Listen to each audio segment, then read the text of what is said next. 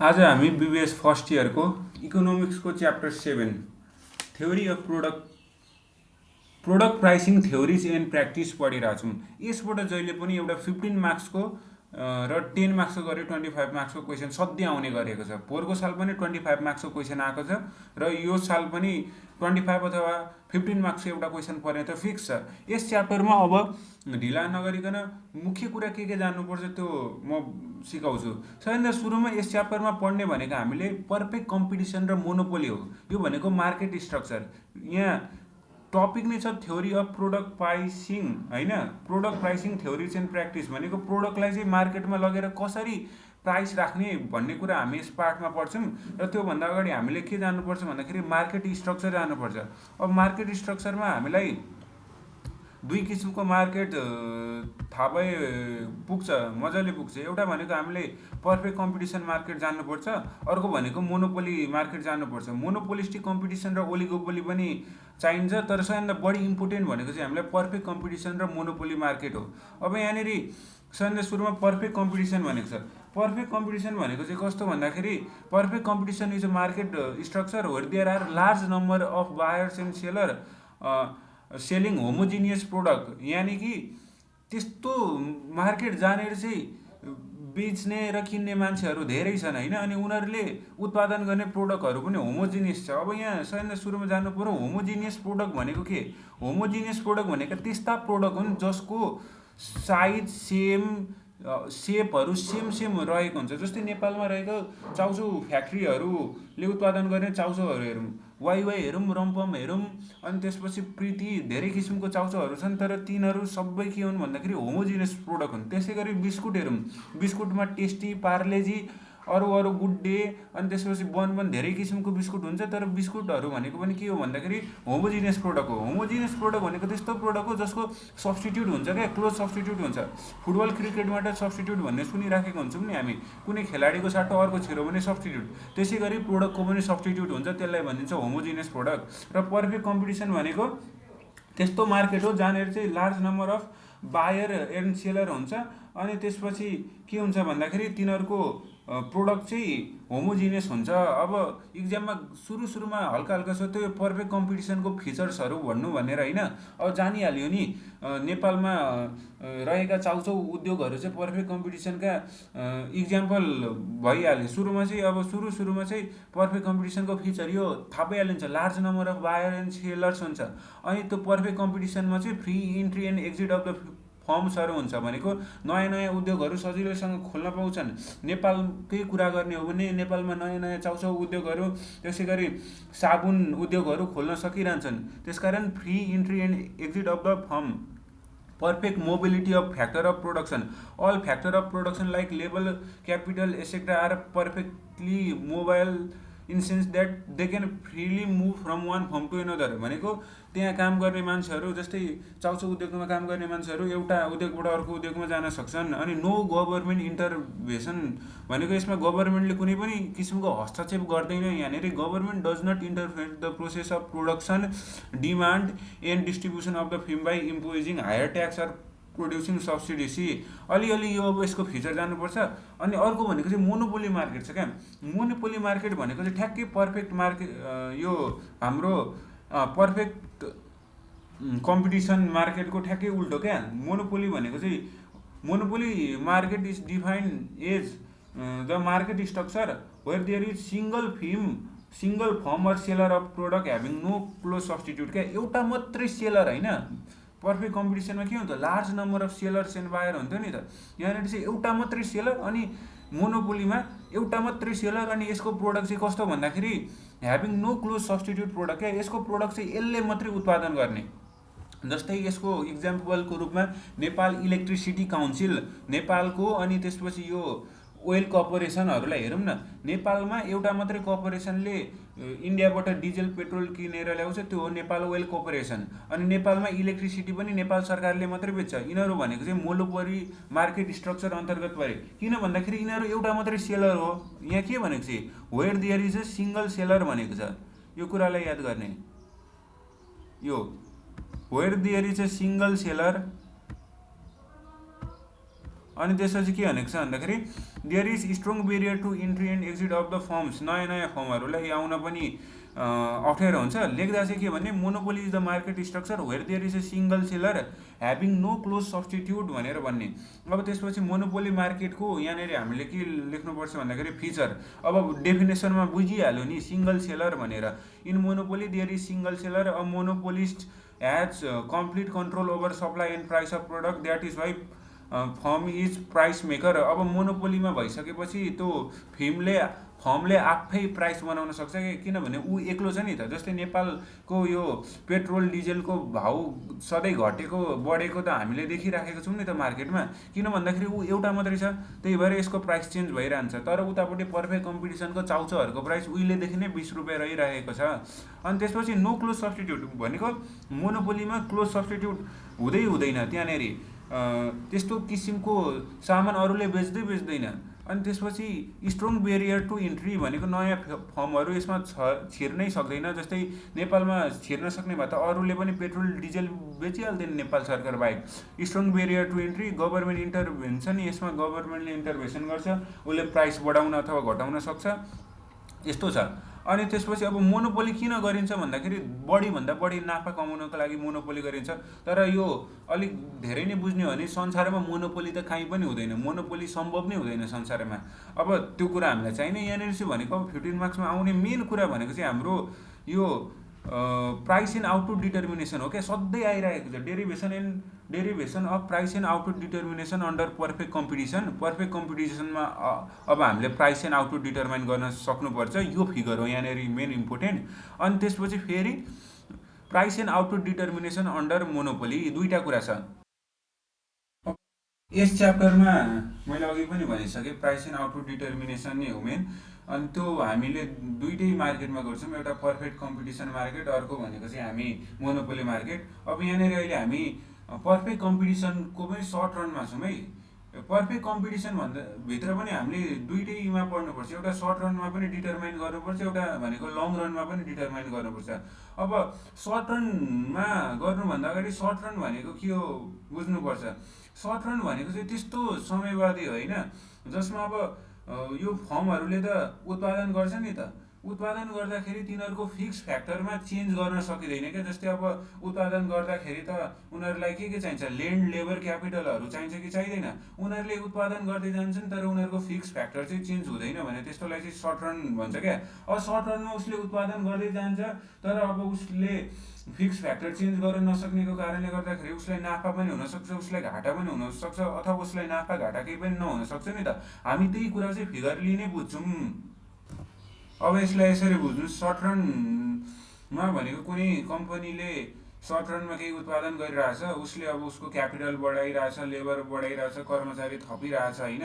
अब उसलाई नाफा हुन्छ कि घाटा हुन्छ कि लस हुन्छ, त्यही कुरा बुझ्ने हो क्या हामीले यो अब फिगर बनाएको लागि। त्यसको लागि अब हामीले दुईवटा टर्म डिफाइन गर्नुपर्छ। एउटा भनेको एभरेज रेभेन्यू भनेको त्यो फिल्मले उत्पादन गरिसकेपछि पाउने औसत आय क्या, उसले कति रुपियाँ पाउँछ त्यो भनेको एभरेज रेभेन्यू।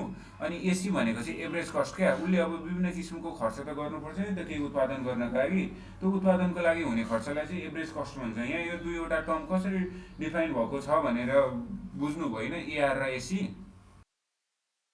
अब एआर भनेको एभरेज रेभेन्यू हो यहाँनिर, एसी भनेको एभरेज कस्ट हो। अब एआर र एसी बुझेपछि यहाँ फिगरमा फेरि एमआर र एमसी पनि छ क्या। अब एमआर भनेको चाहिँ मार्जिनल रेभेन्यू हो, एमसी भनेको चाहिँ हाम्रो के हो भन्दाखेरि मार्जिनल कस्ट। यहाँनिर देख्न सक्नुहुन्छ यो भनेको यहाँनिर एमसी पनि युज भएको छ। अनि अर्को भनेको हाम्रो एमआर चाहिँ यो स्ट्रेट लाइन छ नि जुन, यो स्ट्रेट लाइन हो, यो यसमा चाहिँ एआर र एमआर पनि इन्ट्रोड्युस भएको हुन्छ क्या। यो अगाडि नै पढ्नुपर्छ हामीले पर्फेक्ट कम्पिटिसनमा, एआर र एमआर इक्वल हुन्छ भनेर पढ्नुपर्छ होइन। मात्र यति बुझ्नु कि यो जुन स्ट्रेट लाइन छ नि, यो यसले चाहिँ एआर र एमआरलाई जनाएको छ, यहाँनिर एआर इक्वल्स टु एमआर हुन्छ भनेर बुझ्नु पऱ्यो। अब एआर, एमआर, एसी, एमसी बुझिसकेपछि हामी अब यो फिगर बनाउन सिक्नेछौँ। सुरुमा हामीले यसरी यहाँदेखि सप्लाई कर्भ बनाउनु पर्छ। सप्लाई कर्भ बनाउनको लागि अब यहाँ हेर्नुहोस्, यो यसरी सप्लाई कर्भ बनाउनु पेन्सिलले, मैले त्यहाँ पेन्टमा बनाएको छु। त्यसपछि हामीले डिमान्ड कर्भ बनाउँछौँ।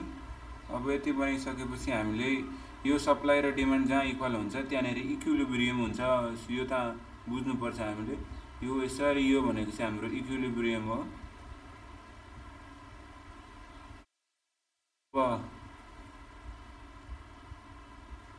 अब यतापट्टि पनि हामी इक्विलिब्रियम यतापट्टिबाट पनि खिच्छौँ र यसलाई चाहिँ हामी लम्बाएर कहाँसम्म पुर्याउँछौँ भन्दाखेरि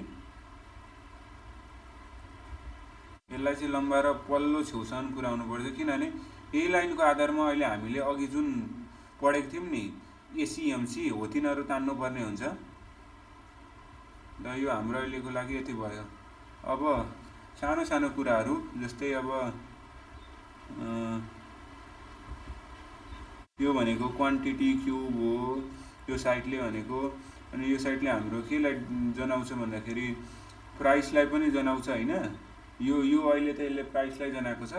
त्यो यो लाइन जुन सिधा लाइन पल्लो छेउसम्म तानेको छौँ नि यो लाइन चाहिँ एआर र एमआर दुइटै हो भनेर बुझिदिनु पर्यो है। यहाँनिर लेखिदिनु पर्यो। यहाँनिर लेख्दै यो लाइनले चाहिँ केलाई जनायो अरे एउटा भनेको एआरलाई पनि जनायो अनि त्यसपछि अर्को भनेको एमआरलाई पनि जनायो। यहाँ हेर्नु यो लाइन जुन छ यो लाइनमा एआर इक्वल्स टु एमआर हुन्छ भनेको थियो। यहाँनिर यसरी लेख्नुपर्छ। अनि यो भनेको इक्विलिब्रियम हो, यो भनेको प्राइस हो, यो भनेको हाम्रो के हो भन्दाखेरि डिमान्ड कर्भ हो, यो भनेको सप्लाई कर्भ हो। अब यहाँनिर हामीले एउटा लाइन कर्भ बनाउनु पर्छ। एभरेज कस्ट अघि मैले एभरेज कस्ट याद गर्नुपर्छ भनेको थिएँ नि। एभरेज रेभिन्यू एभरेज कस्टहरू याद गर्नुपर्छ भनेको थियौँ नि। अब यहाँनिर भनेको हाम्रो एभरेज कस्ट बनाउनको लागि यु सेपको हुन्छ एभरेज कस्ट। अब यु सेपको बनाउनु पर्छ हामीले। यो जुन यु सेपको छ नि यो हाम्रो एभरेज कस्ट हो होइन। अब एभरेज कस्ट बनाइसकेपछि हामीले यो एभरेज कस्टको ठ्याक्कै यहाँ बिचमा जाने गरी अर्को हामीले के बनाउनु पर्छ भन्दाखेरि मार्जिनल कस्ट बनाउनु पर्छ। मार्जिनल कस्ट कसरी बनाउने भन्दाखेरि ठ्याक्कै यसको बिचबाट जाने गरी यहाँ हेर्नु है यसरी लग्ने यो ठ्याक्कै बिचबाट गयो। यो भनेको चाहिँ हाम्रो के भयो भन्दाखेरि मार्जिनल कस्ट भयो। एभरेज कस्टको ठ्याक्कै बिचबाट गएको छ यो मार्जिनल कस्ट हो। अनि मार्जिनल कस्टको टुप्पोलाई पनि हामीले अलिकति के गरिदिनु पर्छ भन्दाखेरि यु सेपकै हुन्छ यो पनि होइन। त्यही भएर अलिकति यहाँनिर यस्तो गरेर यसरी गरिदिनुपर्छ। अब यहाँनिर यसको ठ्याक्कै इक्विलिब्रियम कहाँनिर हुन्छ? इक्विलिब्रियम भनेको हाम्रो यो मार्जिनल कस्ट भयो होइन। ठ्याक्कै यो यसरी तान्नु पर्यो। यो चाहिँ यसको इक्विलिब्रियम हो। यहाँनिर हुन्छ यसको इक्विलिब्रियम।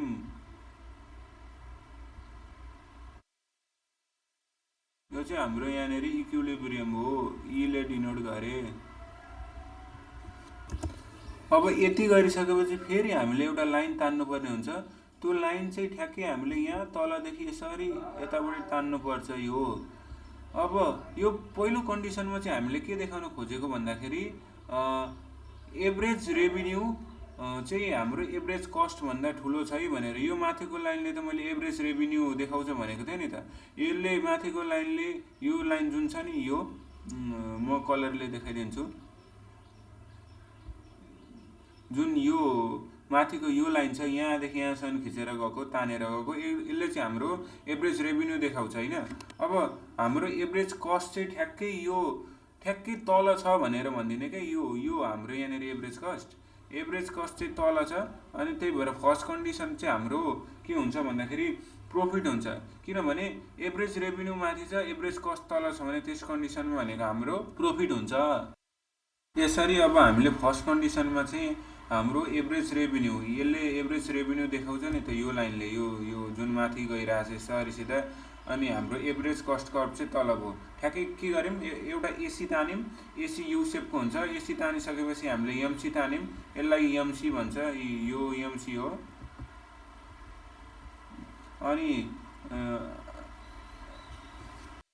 अनि यसपछि चाहिँ हामीले यतापट्टि पनि तान्नुपर्ने हुन्छ। यसको केसमा चाहिँ हामीले एसी ठ्याक्कै यो कन्डिसनमा चाहिँ हामीले त्यो फर्मलाई नाफा पनि हुँदैन नोक्सान पनि हुँदैन केही पनि हुँदैन भनेर देखाउनु पर्ने हुन्छ। यसको बेला चाहिँ के गरिदिनु पर्छ भन्दाखेरि ठ्याक्कै हामीले एसी यसकै अलिकति माथि यसको कन्डिसनमा चाहिँ हामीले यहाँनिर एसी ठ्याक्कै यहाँनिर तानेको छौँ। अनि अब यसलाई लेख्नुपर्छ यो एसी हो भनेर। अब एसी तानिसकेपछि हाम्रो मेन काम के हुन्थ्यो भन्दाखेरि हामीले एमसी तान्नु पर्थ्यो। यो एसी अलिकति यु सेप भएन, यो भी जस्तो भयो, तपाईँहरूले यु सेप भनेर तान्नु पऱ्यो, यु सेप तान्नु पऱ्यो। एमसी कसरी तान्ने भन्दाखेरि एमसी चाहिँ ठ्याक्कै यो एसीको बिचदेखि जानुपर्छ। त्यसको लागि अब एमसी तान्ने तरिका हेर्नु, ठ्याक्कै यो एमसी चाहिँ एसीको बिचबाट जानुपर्छ यसरी। यो भयो हाम्रो एमसी भयो। अब एमसीको फेरि यहाँनिर यसलाई यस्तै बनाइदिनुपर्छ, यो मुखमा पनि यु सेप जस्तो बनाइदिनुपर्छ यसरी आएर। यो भनेको हाम्रो के भयो भन्दाखेरि एमसी भयो। यो सेकेन्ड कन्डिसनमा चाहिँ हाम्रो यो फर्मलाई केही पनि हुँदैन, नाफा पनि हुँदैन, नोक्सान पनि हुँदैन। अब यसको इक्विलिब्रियम पनि ड्र गर्नुपर्ने भयो। अब यसको इक्विलिब्रियम चाहिँ यसरी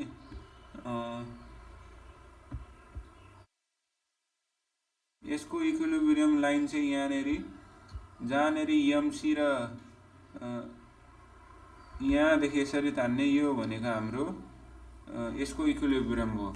अब यो थर्ड केसमा चाहिँ हामीले के गर्नुपर्छ भन्दाखेरि यहाँनिर अब थर्ड केसमा चाहिँ यो घाटा भएको देखाउनुपर्छ। त्यसको लागि हामीले एसी अलिकति माथि तान्नुपर्छ। तपाईँहरूले एसी यतिको माथि तान्नु। अब एसी तानिसकेपछि हाम्रो काम के अरे, हामीले एमसी तान्नुपर्छ। एमसी चाहिँ कसरी तान्ने भन्दाखेरि एसीको ठ्याक्कै मिडल पार्ट हुने गरी तान्नुपर्छ, यसरी तान्नुपर्छ हामीले एमसी। यो भनेको हाम्रो एमसी भयो। अब एमसीको माथि अलिकति बङ्गाइदिने, किनभने यो दुइटै भनेको यु सेप हुन्छ। एमसी पनि खासमा यु सेप हुन्छ कि यो यतापट्टि यसरी यु भएर गएको हुन्छ, हामीले एकतिरको मात्रै बनाएको, त्यही भएर यहाँनिर हामीले यसरी यु सेप जस्तै बनाइदिने यसलाई पनि। अब यसमा पनि इक्विलिब्रियम तान्ने कुरा आउँछ। अघि यहाँनिर पनि इक्विलिब्रियम तानेको थियौँ, यहाँनिर पनि इक्विलिब्रियम तानेको थियौँ होइन।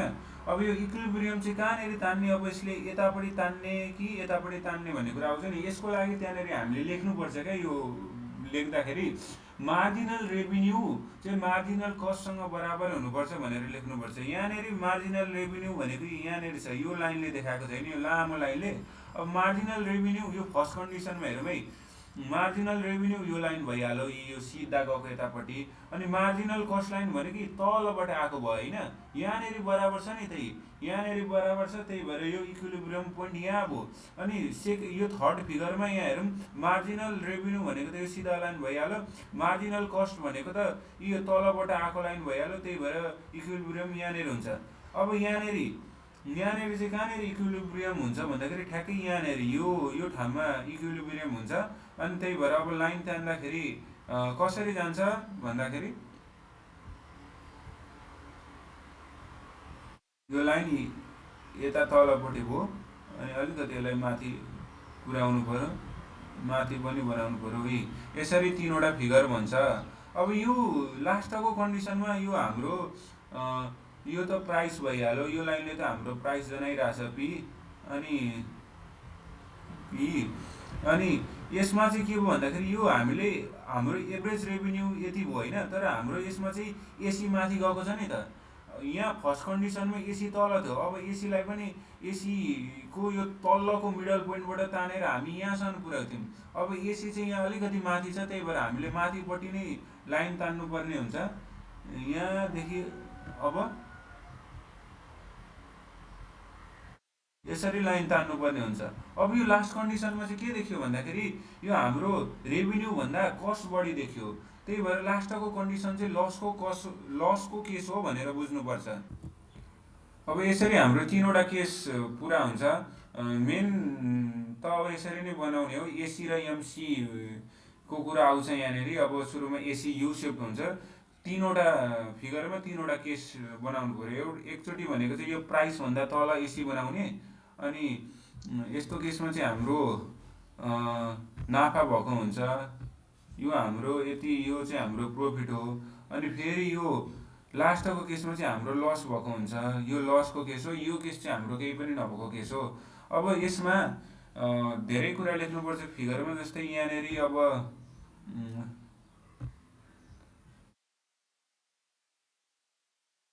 यहाँनिर अब यो प्राइस लेख्नुपर्छ, यहाँनिर भनेको क्वान्टिटी लेख्नुपर्छ, यहाँनिर भनेको आउटपुट लेख्नुपर्छ, यहाँनिर भनेको इक्विलिब्रियम लेख्नुपर्छ, यहाँ पनि इक्विलिब्रियम लेख्नुपर्छ, अनि यो क्वान्टिटी लेख्नुपर्छ, अनि यसमा आउटपुट लेख्नुपर्छ। अनि अब मेन बुझ्ने भनेको यति हो फिगरमा। अब प्राइस एन्ड आउटपुट डिटर्मिनेसनमा पनि यही फिगर दिएको छ, फिगर बनाउने तरिका भनिदिइहालेँ। अब यहाँनिर कसरी लेख्ने, यो 15 मार्क्समा आउँछ सर्ट रन इक्विलिब्रियम भन्ने। सर्ट रन अघि मैले भनिसकेँ, सर्ट रन भनेको टाइम थोर हुन्छ। अब मैले मरी फिगरमा एआर एसीको कुरा गरिरहेको थिएँ। फर्स्टको कन्डिसनमा चाहिँ मैले कस्तो बनाएको थिएँ भन्दाखेरि एआर ग्रेटर देन एसी भनेको जस्तै यो फिगरमा हेर्नु है, यो फिगरमा हाम्रो यो लाइनले के देखाएको छ भन्दाखेरि एभरेज रेभिन्यू देखाएको छ। यो भनेको कस्ट हो। फर्स्ट कन्डिसनमा average revenue greater than AC, त्यही भएर फर्स्ट कन्डिसनमा भनेको नाफा हुन्छ। सेकेन्ड कन्डिसनमा एभरेज रेभिन्यू र एसी बराबर हुन्छ, त्यही भएर सेकेन्ड कन्डिसनमा भनेको केही पनि हुँदैन। र थर्ड कन्डिसनमा भनेको चाहिँ के छ भन्दाखेरि एभरेज कस्ट चाहिँ एभरेज रेभिन्यू भन्दा ग्रेटर छ, त्यही भएर थर्ड कन्डिसनमा भनेको घाटा हुन्छ। अब 15 मार्क्समा लेख्ने यही हो। सबैभन्दा सुरुमा सर्ट रन इक्विलिब्रियम लेख्ने। In short run equilibrium market supply cannot be adjusted according to the market demand due to short period of time. अनि there are 3 cases under short run equilibrium. अनि त्यसपछि कन्डिसन फर इक्विलिब्रियम। इक्विलिब्रियमको condition भनेको चाहिँ यो equilibrium कसरी derive गर्ने भन्ने क्या। अब सबैभन्दा सुरुमा इक्विलिब्रियम डिराइभ गर्नको लागि एमआर र एमसी बराबर हुनु पर्यो। त्यो मैले फिगरमा पनि बुझाइसकेको छु। जस्तै यो केसमा एमसी तलबाट आएको छ र एमआर त यो सिधा रेखा भइहाल्यो, यिनीहरू यहाँनिर भेट हुन्छन्, त्यही भएर एमआर र एमसी इक्वल भएको पोइन्ट नै इक्विलिब्रियम हो। यहाँनिर पनि यो इक्विलिब्रियम, यहाँनिर पनि यो इक्विलिब्रियम। अनि त्यसपछि अर्को के छ भन्दाखेरि MC must intersect MR from below. अब यो भनेको हाम्रो एमआर लाइनलाई यो सिधा रेखाले जनाएको छैन, यसरी गएको। अब यो एमआरलाई त यतापट्टि यो फिगरहरूमा एमसीले तलबाट आएर काटेको छ कि छैन, यो एमसीले यसरी तलबाट आएर काटेको छ, त्यसकारण दुईवटा कन्डिसन लेखिदिनु पर्यो। एउटा भनेको एमआर इक्वल्स टु एमसी, अर्को भनेको MC must intersect MR from below. अब यति गरिसकेपछि हामी फ्रम द एबो figure equilibrium price and quantity is determined from intersection of demand and supply curve. सुरुको यो डिमान्ड र सप्लाई कर्भबाट इक्विलिब्रियम पोइन्ट र क्वान्टिटी र हामीले के थाहा बुझ्छौँ भन्दाखेरि प्राइस थाहा बुझ्छौँ। अनि त्यसपछि त्यति लेखिसकेपछि केही पनि छैन। अब यो इन फिगर आई दोस्रो फिगरमा फर्म इमा इक्विलिब्रियम छ, जहाँनिर दुईटै कन्डिसन फुलफिल भएको छ। के कन्डिसन भन्दाखेरि एउटा एमआर र एमसी पनि फुलफिल बराबर छ त्यहाँनिर, र अर्को कुरा भनेको एमआरले एमसीले तलबाट आएर काटेको छ। र पहिलो कन्डिसन भनेको एबनर्मल प्रफिट हो, किनभने एआर एसी भन्दा ठुलो छ, AR is greater than AC भनेर यहाँनिर पनि भनेको छ। अनि त्यसपछि in the figure third firm is in equilibrium at E two, it is a case of abnormal profit. यसमा चाहिँ एआर इक्वल्स टु एसी छ, न घटी न बढी छ, त्यही भएर यो चाहिँ के हो भन्दाखेरि नर्मल प्रफिटको केस हो, एबनर्मल भनेछु सरी। अनि त्यसपछि lastly firm C is in equilibrium at ई3, र यो भनेको लसको केस हो भनेर यति एक्सप्लेन गरिदिने। अनि त्यसपछि यदि सर्ट रन भइसकेपछि लङ रनको केस छ। लङ रनमा पनि केही नै गर्नु परेन। सर्ट रनमा 3वटा केस हुन्थ्यो भने लङ रनमा चाहिँ जहिले पनि नाफा हुन्छ भनेर भनिदिने। अनि सर्ट रनमा जुन यो फिगर बनाएको थियो बराबरवाला त्यही बनाइदिने हो लङ रनमा, तर अलिकति यो एमसीको अगाडि एलएमसी थपिदिने, एसीको अगाडि एलएसी थपिदिने, त्यही हो। सर्ट रनको एउटा केसमा हाम्रो के भएको थियो भन्दाखेरि यो केस हो नि, यो सर्ट रनको, यही केस लङ रनमा थपिदिने। यति भइसकेपछि 15 मार्क्स आइहाल्यो। लङ रन इक्विलिब्रियममा के भनेको छ, कन्डिसन फर इक्विलिब्रियममा एलएमसी इक्वल्स टु एमआर गर्नु पर्यो। अनि LMC must cut MR curve from below. अब एआर र एमआरको अगाडि चाहिँ यल थपिँदैन, एसी र एमसीको अगाडि चाहिँ यल थपिन्छ। अनि त्यसपछि यो केसमा जे गरेको थियो यो केसमा त्यही गर्ने हो, अरू केही पनि गर्ने होइन लङ रनमा। अनि लेख्दाखेरि लङ रनमा जहिले पनि नाफा हुन्छ, उतापट्टि त तीनवटै त्यस्तो एबनर्मल प्रफिट प्रफिट अनि त्यसपछि लास्टमा भनेको लस हो। यति भइसकेपछि पर्फेक्ट कम्पिटिसनमा प्राइस एन्ड आउटपुट डिटर्मिनेसन थप्न सकिन्छ। अब यसपछि हामी मोनोपोलीमा प्राइस एन्ड आउटपुट डिटर्माइन गर्छौँ। मोनोपोलीमा पनि एउटा सर्ट रनमा पनि डिटर्माइन गर्नुपर्छ, लङ रनमा पनि डिटर्माइन गर्नुपर्छ। 15 मार्क्समा त अब दुइटै सोध्छ नि, सर्ट रनमा पनि डिराइभ गरेर मोनोपोलीमा अनि त्यसपछि लङ रनमा पनि डिराइभ गरेर मोनोपोलीमा। त्यही हो एआर र एसी, अनि त्यसपछि AR equals to AC, AR small than AC छ, तर यहाँनिर चाहिँ फिगर अलिकति डिफ्रेन्ट छ। अब मोनोपोली कम्पिटिसनमा चाहिँ फिगर यस्तो हुन्छ। पर्फेक्ट कम्पिटिसनमा चाहिँ एआर र एमआर भनेको यो यस्तो रेखामा यसरी सिधा भएर गएको थियो यो एआर र एमआर। तर अब मोनोपोलीमा चाहिँ एआर र एमआर भनेको यस्तो हुन्छ, यो यसरी यो भनेको हाम्रो एमआर हो भने यसको माथि भनेको चाहिँ हाम्रो के हुन्छ भन्दाखेरि एआर हुन्छ। यहाँनिर यस्तो खालको फिगर छ। अब यसलाई त्यही अनुसार बनाउनु पर्यो। अब सानो सुरुमा हामीले यसरी एमआर बनाउँछौँ, इनरमा पनि बनाइराखौँ। यो यसरी हामी एमआर बनाउँछौँ, अलिकति यसलाई तलसम्म तानौँ, अनि यसमा पनि हामी यसरी एमआर बनाउँछौँ। जहिले पनि इक्विलिब्रियममा अघि के भनेको छ, एउटा भनेको एमआर र एमसी इक्वल हुनुपर्छ भनेको छ, अनि अर्को भनेको चाहिँ एमसीले एमआरलाई तलदेखि काट्नुपर्छ। MC must intersect MR from below भनेको छ नि त। अब हामी दोस्रो काम भनेको हाम्रो यहाँनिर एमसी बनाउने हो। एमसी बनाउनको लागि यसरी यो भनेको हाम्रो एमसी भयो, अनि त्यसपछि यहाँनिर पनि हाम्रो यो भनेको एमसी भयो। MC must intersect MR from below, यसरी हाम्रो एमसी भयो। यहाँनिर देख्न सक्नुहुन्छ यो एमसी, यो भनेको एमआर भयो। अब हामीले के गर्नुपर्छ भन्दाखेरि एमसीको अलिकति मुख चाहिँ यु सेप छ जस्तो, यु सेप जस्तै छ है भनेर देखाउनको लागि अलिकति यस्तो गरेर यस्तो गरिदिनुपर्छ, यस्तो गरेर यस्तो गरिदिनुपर्छ। यहाँ त बुझ्नु है, यो भनेको एमआर, यो भनेको एमसी, यहाँनिर ई हुन्छ भनेर, अनि यहाँनिर पनि यसरी ल्याएर यस्तो गरिदिनु। अब यति गरिसकेपछि सेकेन्ड कन्डिसन भनेको हामीले यहाँनिर एउटा धर्का तान्नुपर्छ। इक्विलिब्रियम भएर गएको एउटा यसरी लाइन तान्नुपर्छ। यो लाइन तान्यौँ। यति तानिसकेपछि अब हाम्रो यो लाइनलाई छुने गरी माथिबाट हामीले एआर तान्नुपर्छ। त्यो भनेको चाहिँ एभरेज रेभिन्यू हो क्या, एभरेज रेभिन्यू तान्नुपर्छ। एभरेज रेभिन्यू यसरी तान्नुपर्छ। यो भनेको चाहिँ हाम्रो एभरेज रेभिन्यू भयो, एभरेज रेभिन्यू भयो। अब यसरी एभरेज रेभिन्यू तानिसकेपछि यहाँनिर अगाडिको लाइनमा हामीले प्राइस लाइन पनि बनाएको थियौँ नि, त्यही प्राइस लाइन बनाउनुपर्छ यसरी। यो भनेको चाहिँ हाम्रो प्राइस लाइन हो, र यही प्राइस लाइन यतापट्टि पनि यही लेभलमा एक्सनमा बनाउनुपर्छ। यो भनेको चाहिँ हाम्रो प्राइस लाइन हो। यहाँनिर हामीले पी लेख्दै राखौँ। अब हेर्नुहोस्, यो प्राइस भयो, यो क्वान्टिटी भयो, यो आउटपुट भयो, यो इक्विलिब्रियम भयो। अब यसपछि हामीले यहाँनिर पनि के गर्नुपर्छ भन्दाखेरि अब एसी गर्नुपर्छ, एसी ड्र गर्नुपर्छ। अब एसी चाहिँ कस्तो हुन्थ्यो, एसी यु सेप्ड हुन्थ्यो, अनि अगाडि एसीको बिचबाट एमसी गएको थियो कि थिएन सर्ट रनमा, त्यसै गरी यहाँनिर पनि ड्र गर्नुपर्छ। यहाँनिर चाहिँ ठ्याक्कै एसी तानिएको छ।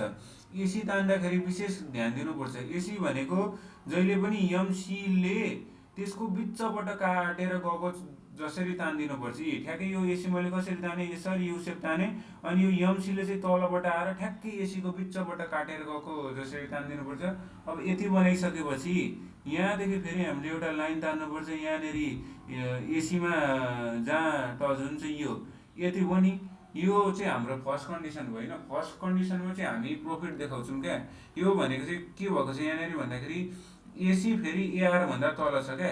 यो एआर त, यो एआर लाइन त यो हो नि त, यो एआर लाइन यो हो, अनि एसीको कर्भ यहाँनिर छ, तल छ भनेपछि यो फर्स्ट कन्डिसनमा हाम्रो प्रफिट भयो।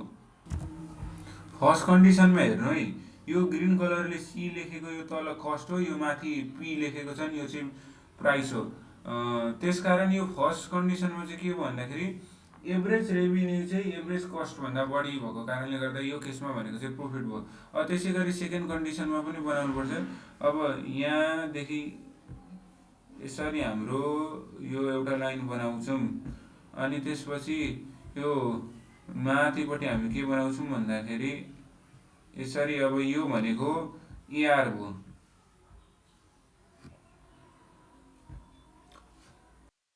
अब सेकेन्ड कन्डिसनमा चाहिँ यसरी बनाउने हो। यहाँनिर एआर एमआर एसीहरू तपाईँहरूले आफै लेख्नु।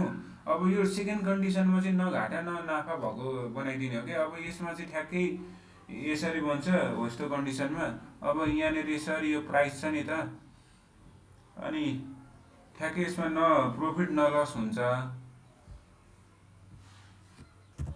सेकेन्ड कन्डिसनको यसरी छ। अब यहाँनिर यो भनेको क्यू लेख्नु यहाँनिर, अनि त्यसपछि यो भनेको हाम्रो एसी भयो, एसी, अनि योभन्दा माथि भनेको हाम्रो एमसी भयो, एमसी। त्यसै गरी फाइनल कन्डिसनको पनि बनाऊँ।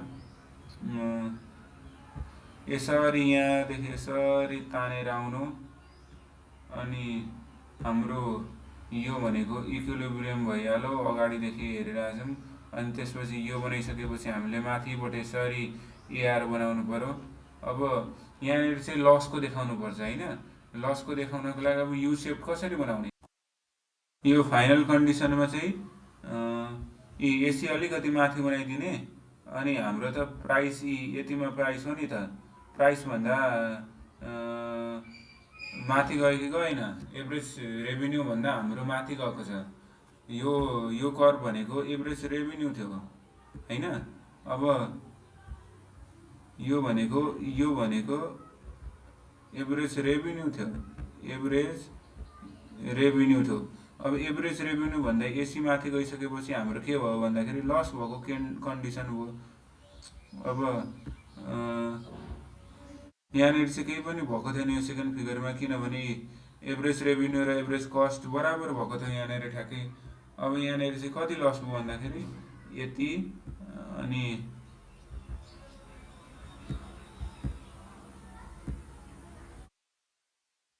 हाम्रो यति चाहिँ लस भयो। यसलाई यति लस भयो हाम्रो, फिल गरेर देखाइदिन्छु।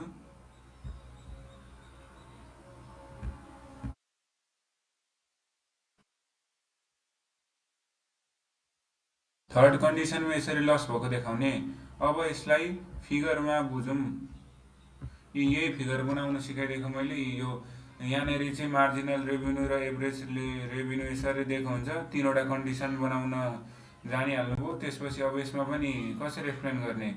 मोनोपोलीको छैन, सुरुमा डेफिनेसन दिने। Price and output determination under monopoly छ। Monopoly is market structure where there is a single seller भनेको छु कि छैन मैले? Single seller selling product having no close substitute. उसले चाहिँ त्यो क्लोज सब्सटिट्युट नभएको प्रोडक्टहरू बेच्ने गर्दछ। अनि सर्ट रन इक्विलिब्रियम भने in short run equilibrium some factors of production remain constant and some are variable due to short period of time. न्यून समय हुन्छ, त्यसकारण फिक्स फ्याक्टर भनेको चेन्जै हुन सक्दैन, भेरिएबल फ्याक्टर मात्रै चेन्ज हुनसक्छ। अनि फर्मले चाहिँ के गर्न सक्छ? यो एबनर्मल प्रफिट, नर्मल प्रफिट अनि लस हुनसक्छ फर्मको। अनि अब त्यसको लागि कन्डिसन फर इक्विलिब्रियम एमआर र एमसी इक्वल हुनुपर्छ। यहाँनिर देखाइरहेछ त, यहाँनिर कहाँनिर इक्वल भएको छ? जहाँनिर इक्विलिब्रियम छ त्यहाँनिर एमआर एमसी इक्वल हुन्छ, किनभने एमआर भनेको यसरी माथिदेखि तल झरेको छ यसरी, अनि एमसी भनेको यसरी युसेप भएर गएको छ। यहाँनिर पनि हेर्ने, एमआर भनेको माथिबाट झरेको छ, अनि त्यसपछि एमसी भनेको तलबाट गएको छ ठ्याक्कै यो पोइन्टमा एमआर माथि यहाँनिर इक्विलिब्रियम भयो। त्यस्तै यहाँनिर पनि माथिदेखि एमआर यसरी आएको छ, अनि एमसी तलदेखि गएको छ। एमआर र एमसी इक्वल भएको पोइन्टमा इक्विलिब्रियम हुन्छ। लेख्दाखेरि चाहिँ condition for equilibrium MR equals to MC, अनि त्यसपछि MC must cut MR from below. एमसीले चाहिँ एमआरलाई तलदेखि काटेको हुनुपर्छ। काटि त राखेको छ नि तलदेखि, अघिदेखि त्यही त देखाइरहेछौँ नि। यो एमआरलाई एमसीले तलदेखि काटिरहेछ, यहाँनिर पनि हेर्न सकिन्छ। यी तलदेखि आएको एमसीले एमआरलाई काट्दैन त। यति लेखिसकेपछि अब ट्याङ्क फिगर बनाइदिन लेख्दिनँ। In the given figure AR यो in the given figure ARNMR are downward sloping curve at E monopolist is in equilibrium. अनि त्यसपछि किन इक्विलिब्रियम भन्दाखेरि दुईवटा कन्डिसन हुन्छ, एउटा EMR इक्वल्स टु MC अनि MC cut EMR from below. अनि figure 1 is the case of abnormal profit as AR equals to AC। Figure II is the case of normal profit as average revenue equals to average cost. र लास्टमा figure II is the case of loss भन्ने। अनि यो चाहिँ short run equilibrium भयो। अब long run इक्विलिब्रियममा केही नगर्ने, यसको यो दोस्रो फिगर, यसमा चाहिँ दोस्रो होइन, यसमा चाहिँ यही पहिलो फिगर बनाइदिने अनि यो MC को अगाडि LMC थपिदिने, AC को अगाडि LAC थपिदिने। यहाँनिर चाहिँ लङ रन इक्विलिब्रियममा केही पनि नगरिदिने। यति गरिसकेपछि हुन्छ हाम्रो